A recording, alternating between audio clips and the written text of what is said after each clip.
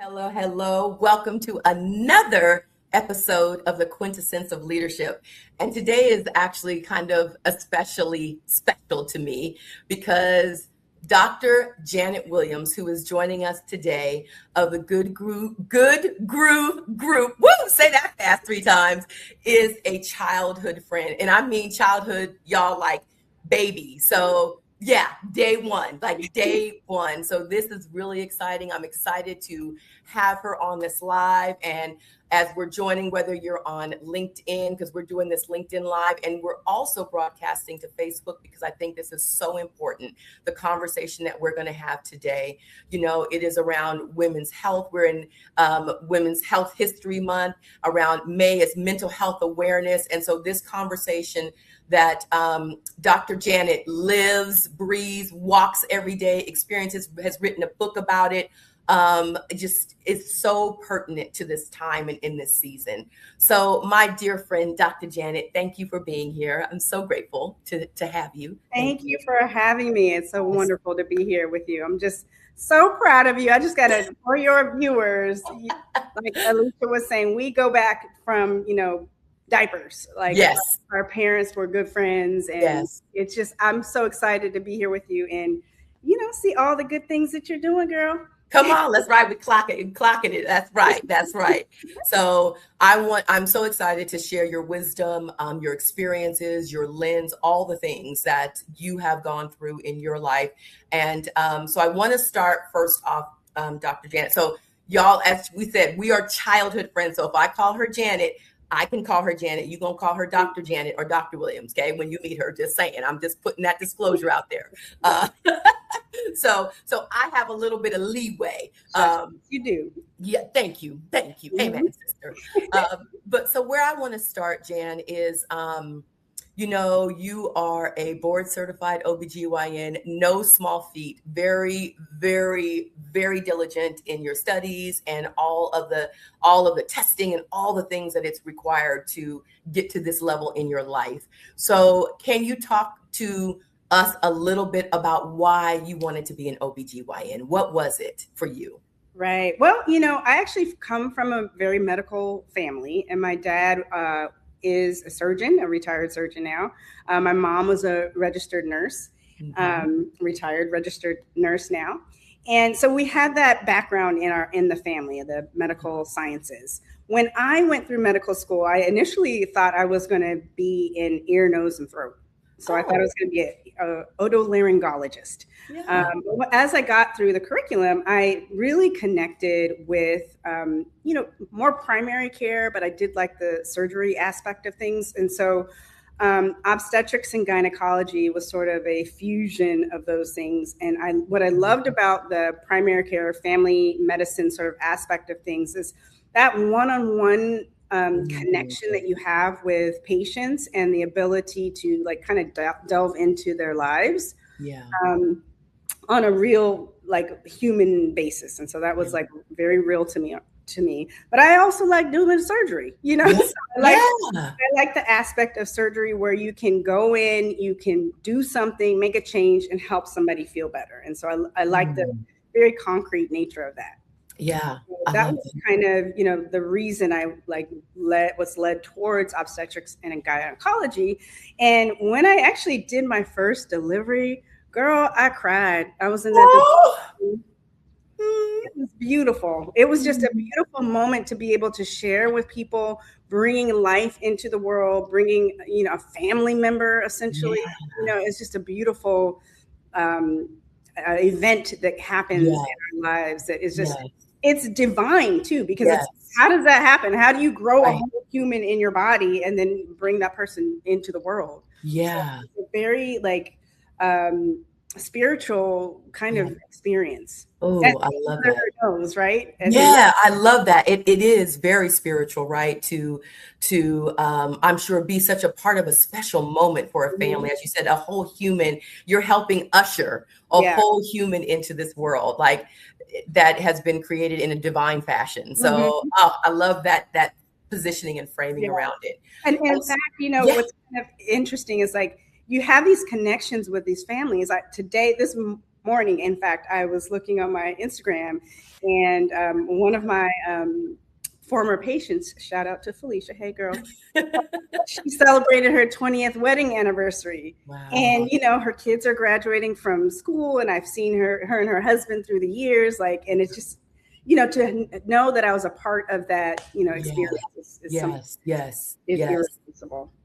And so let's jump into it, Dr. Jan. So board certified, 25 plus years ago. Here we are now, 25 years later, versus what you thought it was going to be and what it really was. What's the reality? Like, what has changed in medicine?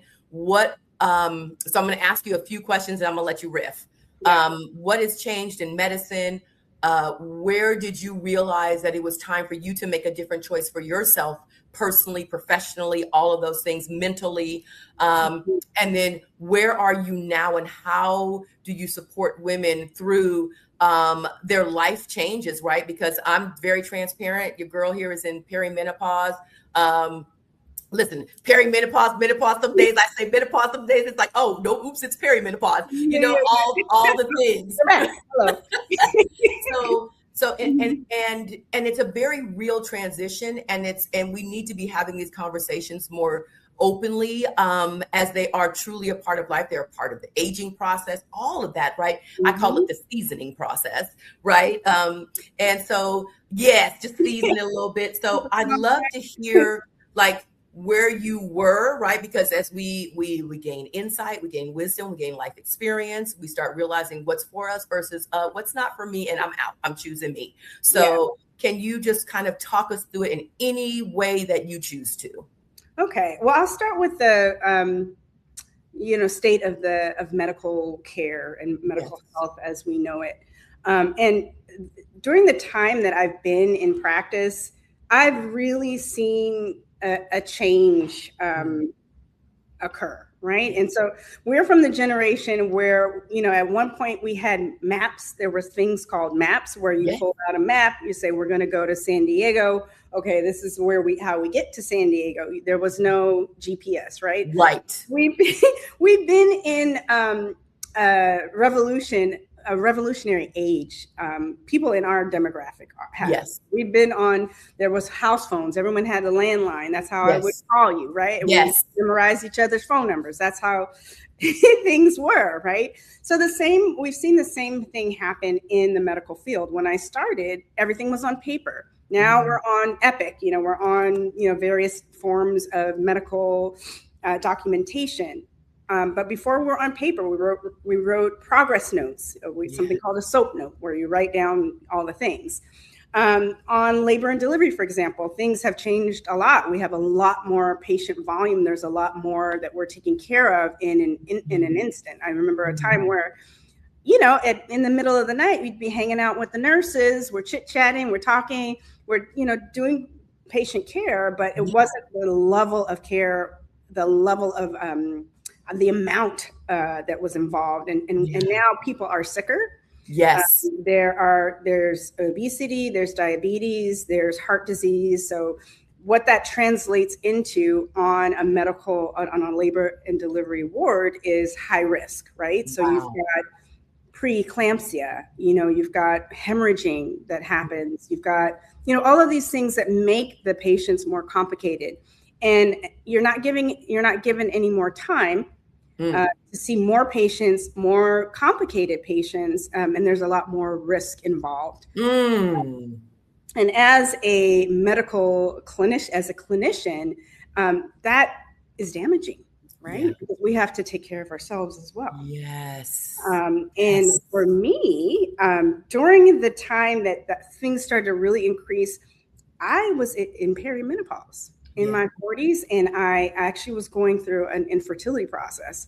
And one of the things that comes to mind is being on call, doing a 24-hour shift, and injecting myself in the call room, kind of crazy. But part of that is the medical culture of we can just keep going. Yeah. Also, as Black women, we tend to do that as well. Yes, we take on a lot. I can handle it. and it was too much. Yeah. And so I had a breaking point, Mm. for myself, and I had to like really spend some time and figure out, okay, what am I doing? Yeah. Why am I doing what I'm doing? Where am I trying to go? And what is the next step for me? And so that's where my pivot began. Okay. And thank you for sharing and for sharing transparently. And we're going to be very transparent. I always ask my friends, how deep are you willing to go? And my girl told me, like, I'm good, Alicia. Like we can go. I just published a book with all my stuff up in there, girl. Yes, yes. Where's the book? Show us the book. Show us the book. Do you have it? Yes. There's the book. There's the there it is. Okay, there it is. All right, great. We'll have links for you all. Don't worry. But I love that. And Janet, as you are going through your own journey, right? You're going through your own journey, your own fertility journey, your own, you're extremely, I mean, listen, you are a medical doctor. You are like what many would say, that's the epitome, right? Like you made it, oh, she's a doctor. Oh, she made it. And there are these silent storms that we are navigating that nobody knows. And it like, I'm getting emotional because I love you. And I just, I can only imagine just that challenge of navigating all of this and feeling whatever you were feeling, but I know you have an amazing sister. So I know you have great support, but have me up in here, shoulder shit crying now, girl.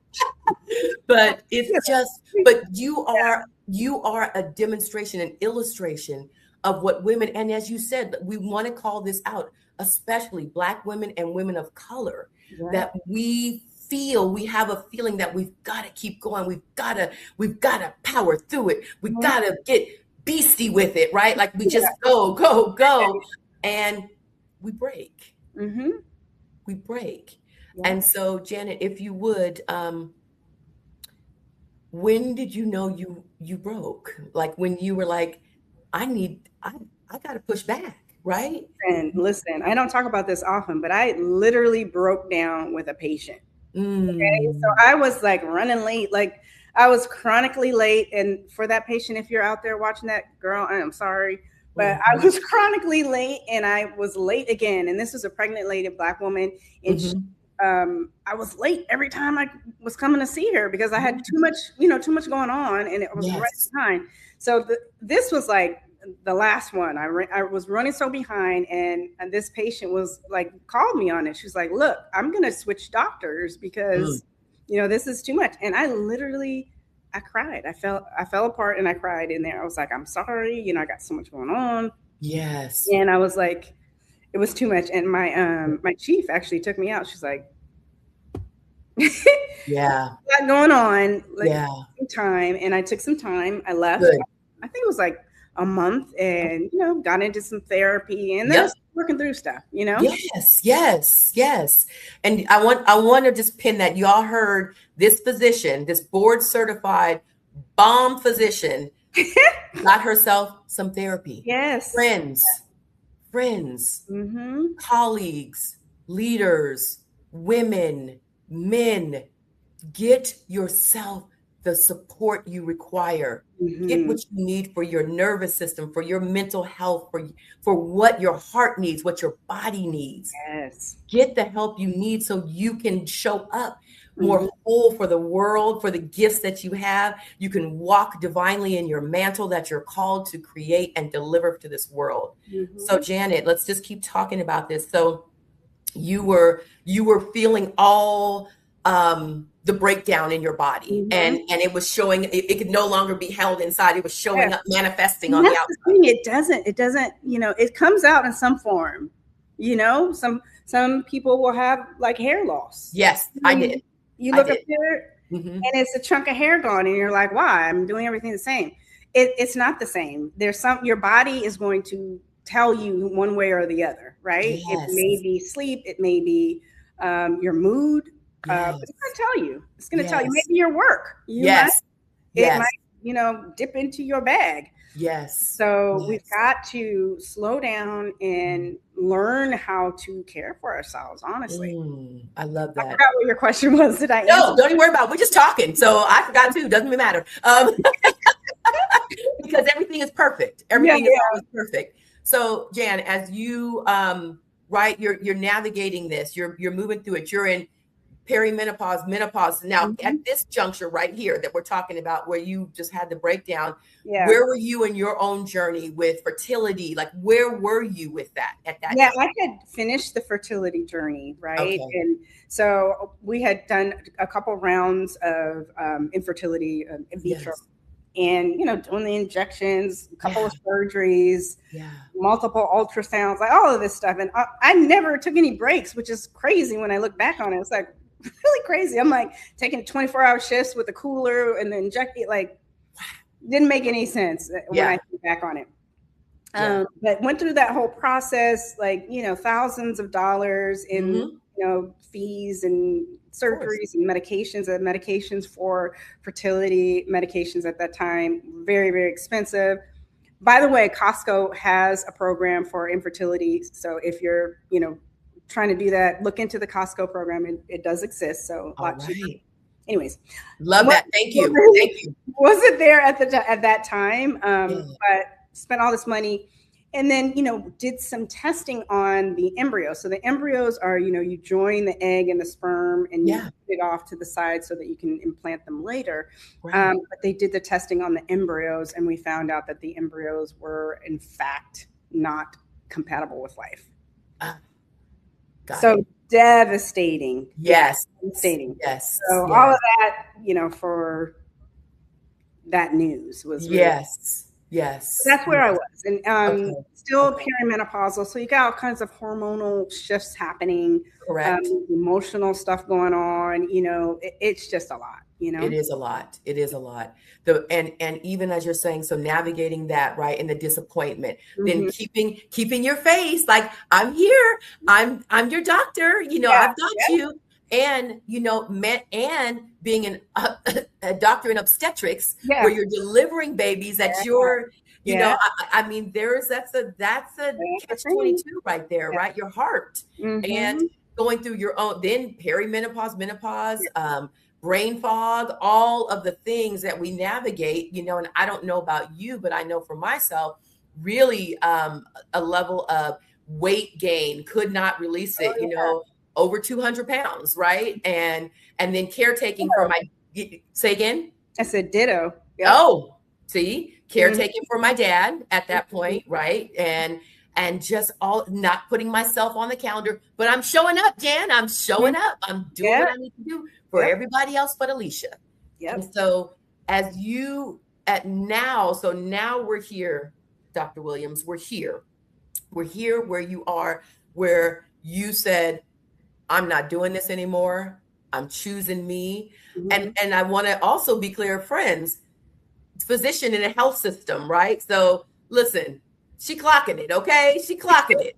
And so then how do you make that decision, my friend, to say, I can't do this anymore. I have to get out of this because I love me too much.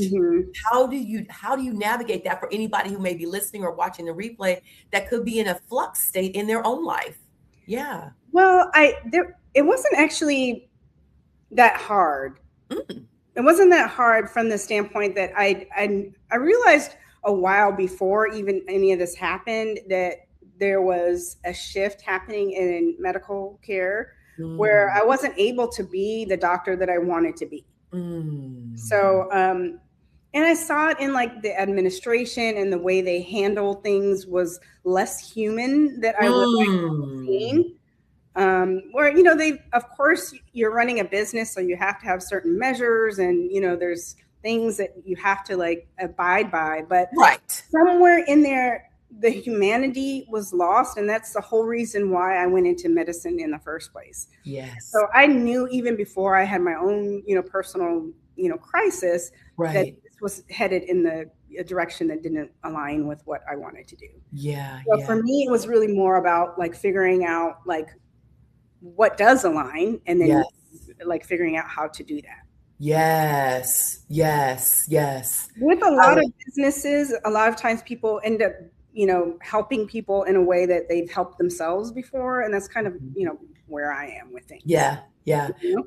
We many times as small business owners, we create what we needed or Exactly. what we still need. Right. And so we're able to really serve from that place of deep understanding, Yeah. not conjecture or theory. Hmm. And so how do you support women?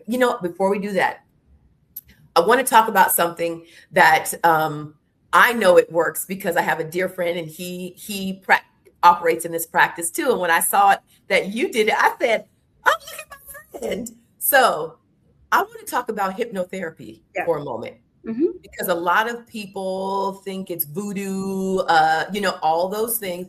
And I can say this because she's a Christian woman. Hmm. So I want to talk about this a little Hmm. bit here.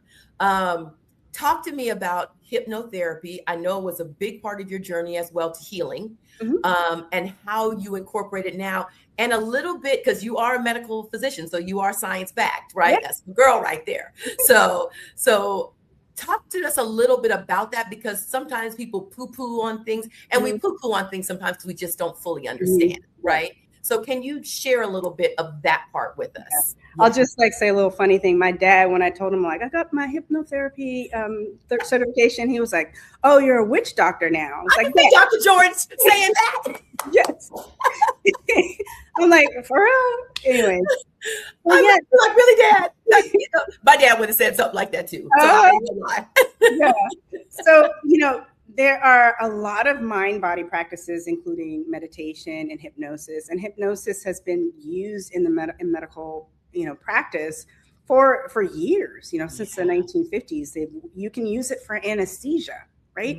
And the interesting thing about how the mind body works, if you think about our bodies, they have everything that they need to do everything that they do, right? Yes. We don't understand, like when we take a bite out of a sandwich, how the body releases the enzymes to break down the things in our stomach, move it through the gastrointestinal system, the bile, the gallbladder releases bile, like Right. we don't understand how that functions, but our bodies do it. And it's done because parts of the brain control the neurochemistry that release certain hormones, right? That do what needs to be done in the body. So the same way that you have a reaction to something happening, in your environment. So let's say you've got, people always talk about the tiger being chased by a tiger. Okay, but let's Yes. say you're outside and a Rottweiler is there and he's growling at you. Your blood pressure is going to go up, right? Yes. And when your blood pressure goes up, that's in response to a stressful situation, a stressful moment. And your body releases the dopamine or whatever the chemicals are, the neurotransmitters to get your heart rate up, get you to move out of the way of the Rottweiler so you don't get bitten.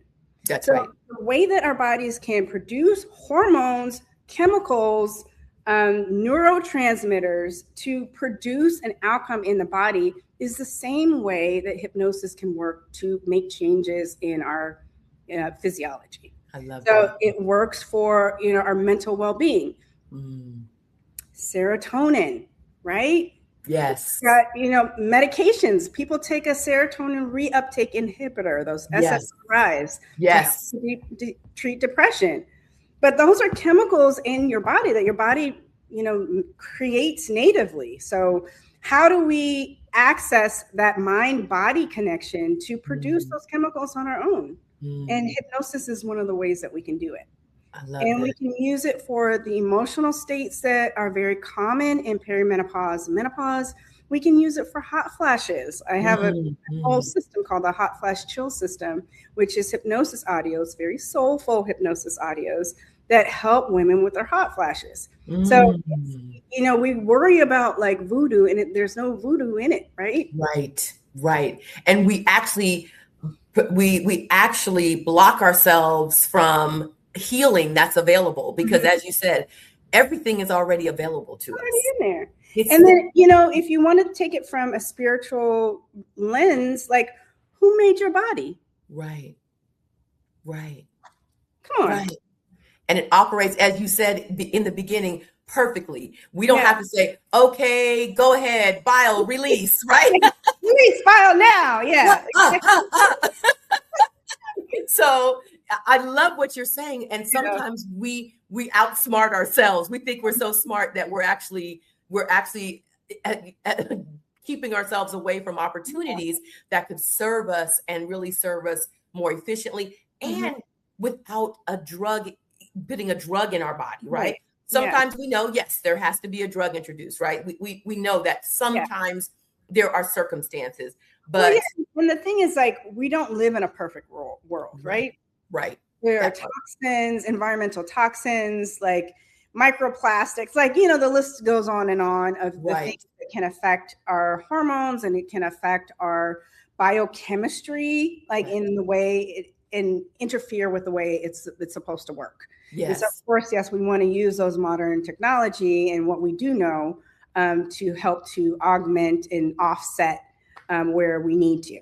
Yes, I love that. So, my dear friend, Dr. Janet Williams, how do you support women now? Are you, and I'm just going to ask you what people might be thinking, are you in private practice? Like, what type of practice have you created to support women? We heard you allude to the soulful hot flash chill program that you have, but how do you support women? Can they, do you run, and I'm asking you questions because these are things I've done. Do you run full labs, right? The labs that they don't run at the hospital, right? Like in what manner can you support women through perimenopause, menopause, just even brain fog, all those things that come with, even that you don't even realize are related to perimenopause and menopause, and you just think you're losing your mind, How do you support us? So definitely the approach that I take and the way that I work with women in my business is as a health coach and a hypnotherapist. And so,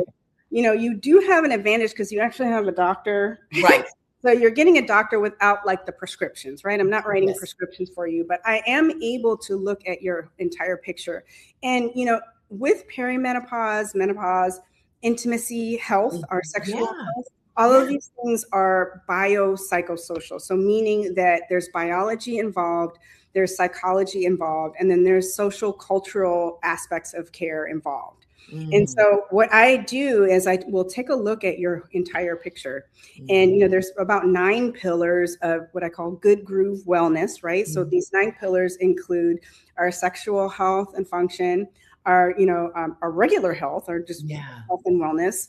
And then things like, finances, your environment, friends and family, all of those play a role into our overall health and in particular with our intimacy and intimate health, and can have a big impact on our libido. And so what I will do, I work one-on-one with women, because I know when I was going through what I was going through, I was looking for someone who could be that. And I couldn't find it. Right? You have your doctor, you have 20 minutes with your doctor, and they're like, okay, I'll write this prescription. I mean, I understand it because like sometimes they're triple booked and you have the time to like go through that. And so what I love about what I do is I'm able to take that time, and we do it over a period of months, in fact. Really dig in, figure out what you need, because everyone's perimenopause and menopause journey is different, right? Yes. Correct. And so, we take the time, we look at all of those 9 pillars, we incorporate what you need from a medical standpoint. So you're able to have the agency to talk to the doctor. You know what you need, you know what the options are. One of the biggest problems is that a lot of doctors are not trained in perimenopause and menopause. And so even if they are well-intentioned with those 3 patients triple booked in their appointment, they really can't handle it. And so it's good for you to be able to go in and be armed with, hey, I'm working with this doctor who knows, like, these are the things that I'm interested in. Or whatever, right? I love that. And I can say, I want to piggyback on that comment, and then you keep going. That is exactly, I have a phenomenal physician. She and I worked with a health coach who is a physician as well. And so like, it was like, I had this medical team that was powerful. I had my in-house doctor who was doing it. And so she was like, okay, we're going to order that. She would order those labs, honey. She was like, I'm going to order that. She goes, you might have to pay for that one. I'm like, I'm good with that. I'll pay, but I never had to, but now she's leaving medicine as well. Oh, yeah. And she was the same reason. she'll Yeah. pop up somewhere, but Yeah. what you're saying, I'm seeing it. My doctor of 15 years is Mm-hmm. leaving. Yeah. Like, and she's not done, you know? Yeah. Yeah. So, yes, Mm-hmm. I love how so I can speak to that marriage of Mm-hmm. having a physician who is like your health coach, that and that level of understanding. Mm-hmm. And my doctor would even write emails for me, and I would send the email to my doc, right? Like it had to come from me. So she's like, Yeah. and then I would copy and paste, put it in my portal, and my doctor Mm-hmm. was on it. So I love that. There's so much power in that. Yes. People don't realize having a physician such as yourself that's aware and that can speak the language. That other physician is going to know. Okay, your Yeah. person knows what's up. See, the thing is, if I were in medical practice I wouldn't have the time. I couldn't do that. Like, there's no way that I would be able to look at all those 9 pillars of wellness. Look at that. Look right? at that. Look at that. And then help you to navigate through whatever is like your, and the way it depends on how long we work together. Some people we have like, just the intimate health stuff. Yes. And we focus on that, we get it squared away, and they're good to go. But sometimes there's another piece of it. So we get the first part, dealt with, and then we sort of, come in and do the next part. So, but I just really love doing the work because it allows that relationship to develop, and the humanity. Like that's really what it's all about, right? It is. And it's about just our health, our longevity, our joy, right? All the things that we want to experience an abundant life, a full life, a whole life. That part. And that's what I hear you bring to, you allow women and men, because men, spouses, significant others, right? We all experience when that woman is feeling whole, healthy, heard, part of something. It changes the relationship too, for the better, for all, for the children, for the household, just for the world. So I really do see the future, like the vision of all that you bring as a whole practice. So Jan, as we're going to wrap up here, I'd like you to tell us the name of your book. We're going to have the link, and just, and then give us something that you want women to really hold close as they go through the rest of their week and the rest of their month, and just even at different times that they can think about. Okay. So the name of my book is Why Don't I Like Sex Anymore? The Grown Woman's Guide to Getting Your Groove Back and Claiming Your Truth. Okay, so that's the book, and we'll like Alicia said, we'll have the links for you. One thing that I want women to take with them is that, no matter what it is that you're going through, I always say that every problem has a solution, right? Yes. We may not know what it is, but we can find out, right? That's and a lot of times there's a solution that is there that we do know what it is. We just need to connect the pieces. Yeah. And so to, take courage in knowing that we are here to support you. Also want to mention that I do have a live webinar that I run on a regular basis. It's free. Okay. So we'll get that down here so you can register for that as well. That's awesome. That's awesome, right? Because there's only so much we can talk about. There's so much yummy. So I love that they can experience you directly, right? There'll be the link for the webinar. And so you just do it at different times consistently. Beautiful. So that's great. And I'm going to encourage you all, reach out. You're going to have all of my dear friend, Dr. Janet Williams' contact information. Those of you on the replay, reach out. It's never too late. Just because you say, oh, I missed it. You didn't miss anything. You're right on time. So yes. So Janet, I love you. Thank you. Love you too. Thank you. Oh, it has been a pleasure. And so audience, do not suffer in silence. You are not alone. There are people here, such as Dr. Williams, that have your back, right? Husbands, significant others that are males, even if you feel your wife or your partner may be going through something, reach out. I'm sure Dr. Williams knows that can support you too. Like, my wife, I really want, all right, let's see what we can do. So listen, we're all in this together, right? We're all in this. And that's, as Dr. Williams said, it's about humanity. And I am such an advocate of that. So thank you, Dr. Williams. Thank you all for joining us live and on the replay. And until next time, we'll see you on the next episode of the Quintessence of Leadership. Bye. Hello. That's a wrap. Thank you so much for tuning in.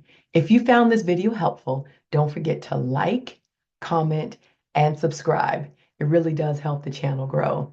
Do you have some thoughts, comments, questions as well? Drop them below. I'd love to hear them and actually respond to you as well. Don't forget to hit that little bell that you see because it'll notify you next time any new opportunities are posted to this channel. So, thank you again, and until next time, remember, continue to build trust to transform, whether it's transforming your community, your home, your business, your workplace, your voice is required. Looking forward to seeing you then. Bye.